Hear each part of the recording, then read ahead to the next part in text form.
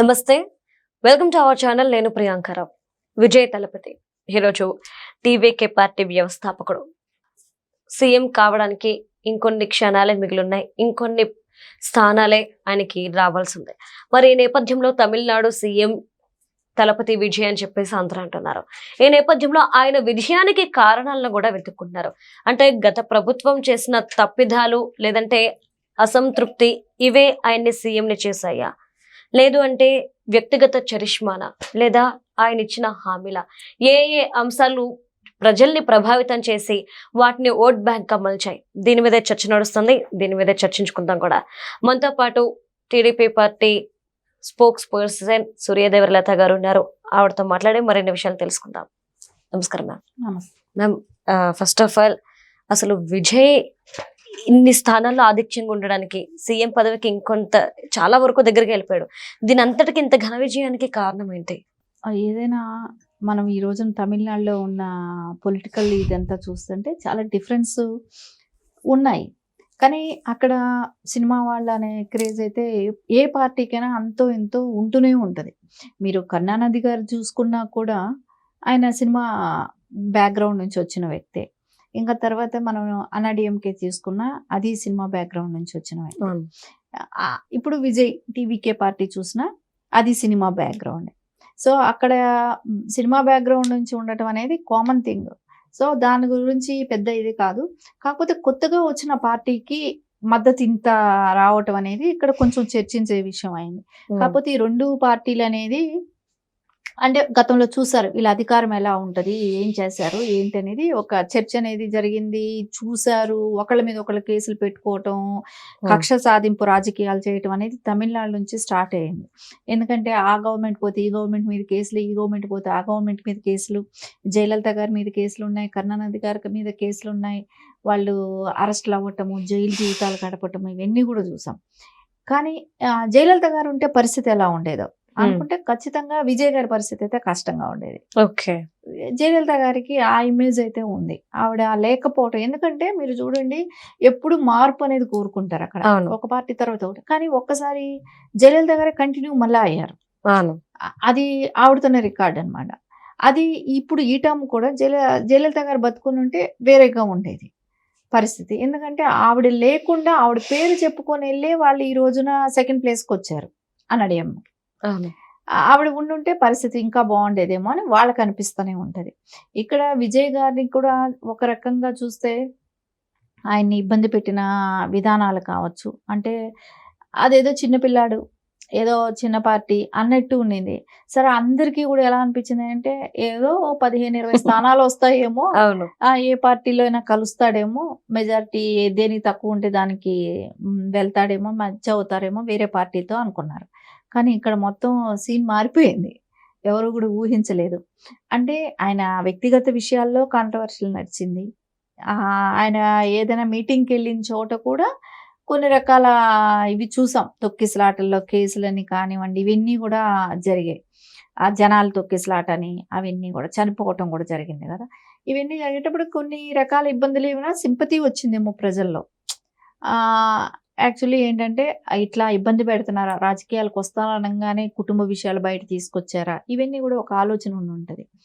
దాని పర్యవసానం ఏమో ఈ రోజున ఈ రిజల్ట్స్ కూడా. ఓకే, అంటే మ్యామ్ కొన్ని సిచ్యువేషన్స్ లో 2019 ఎలక్షన్స్ ను కూడా చాలా మంది గుర్తు చేసుకుంటారు. జగన్మోహన్ రెడ్డి గారు జైలుకి వెళ్ళడం, ఇవన్నీ ఆయన మీద సింపతి రావడం వల్ల సీఎం అయ్యాడు.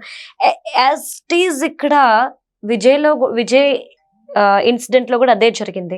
అందరూ కలిపి ఆయన్ని సీఎం చేశారు అని చెప్పేసి అంటున్నారు. ఏంటి, ఎందుకని అది?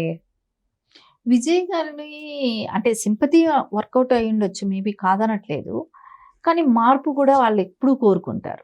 అంటే గతం నుంచి కూడా అది వాళ్ళకి ఉంది. అక్కడ నేచర్ ఏంటంటే మార్పు అనేది కోరుకుంటుంటారు. 5 yearsకే వేరే వాళ్ళని అధికారం ఇచ్చేటప్పుడు సో ఒక టైం ఇచ్చి చూద్దాం అనేది ఉంటుంది.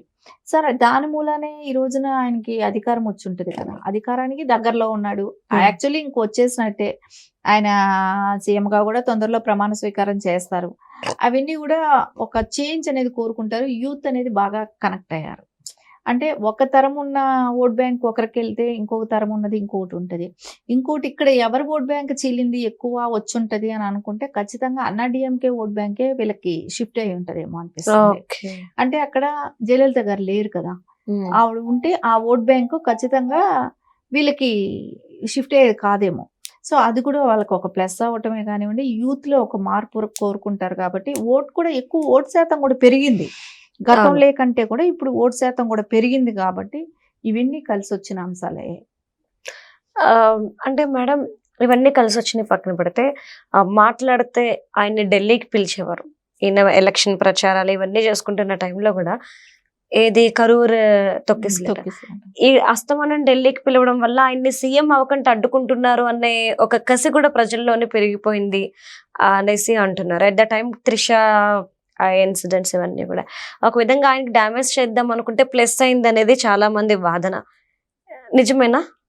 అది ఇప్పుడు ఎవరినైనా ఒక మనిషిని తొక్కేద్దాం అనుకున్నప్పుడు బూమరాంగ్ పైకే రావాలి. ఇప్పుడు ఒక బాల్ నేలకేసి కొడతాం, ఎంతసేపు కొట్టినా అది కిందే అయితే ఉండదు కదా, ఉండదు, పైకి లేగుస్తుంది. అదేలాగా ఒక మనిషికి కసి కూడా అట్లాగే ఉంటది.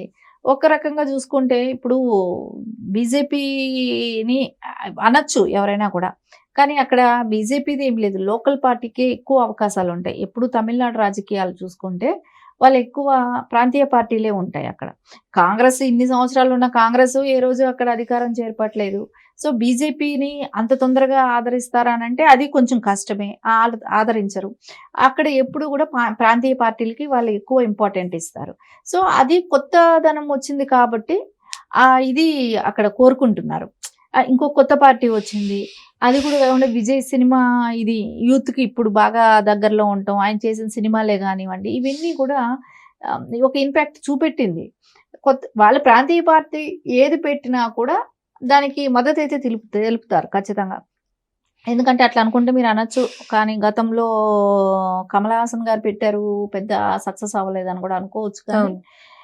కానీ అంత ఎఫర్ట్ చేయలేదేమో అనిపిస్తుంది కమల్ హాసన్. ఎందుకంటే ఆయన ఇప్పుడు విజయ్ గారు పడ్డంత కష్టం ఆయన అయితే పడలేదు. ఓకే, మనం కూడా చూసాం. ఇట్లాంటి భారీ బహిరంగ సభలు కానివ్వండి, రోజు దాని మీద వర్కౌట్ చేయటం కానివ్వండి, రోజు సభలు పెట్టుకోవటం, కలవటం, ప్రజల్లోకి వెళ్ళటం, ఇవన్నీ కూడా ఒక మైనస్ వస్తేనే ప్లస్ వస్తుంది. చాలా విషయాల్లో మైనస్లు కూడా, ఎందుకంటే ఆయన ఫ్యామిలీ విషయమే కావచ్చు, ఇంకోటి కరో తొక్కిసలాట కావచ్చు, ఇట్లాంటి వాటిల్లో ఆ పార్టీ ఉందనేది మొత్తం తెలిసిందే. మేబీ ఇండియా వైజ్ పార్టీ అనేది అర్థమైంది. ఆ తొక్కిసలాట అనేది ఆయనకి మైనస్సే కానివ్వండి, జనాలు చనిపోవటం అనేది బాధ కూడా. కానీ అందరూ ఏంటి, ఒక సభకి ఇట్లా జనాలు తొక్కిసలాట జరుగుతుందా అనేది ఒక చర్చ అంటూ జరుగుతుంది కదా. అది ఆ రోజునే కదా ఇండియా మొత్తం కూడా, పక్క రాష్ట్రాలకు కూడా ఒక సభలో, విజయ్ సభలో జనాలు చనిపోయారు అనే ఒక ఇదైతే ఉంటది కదా.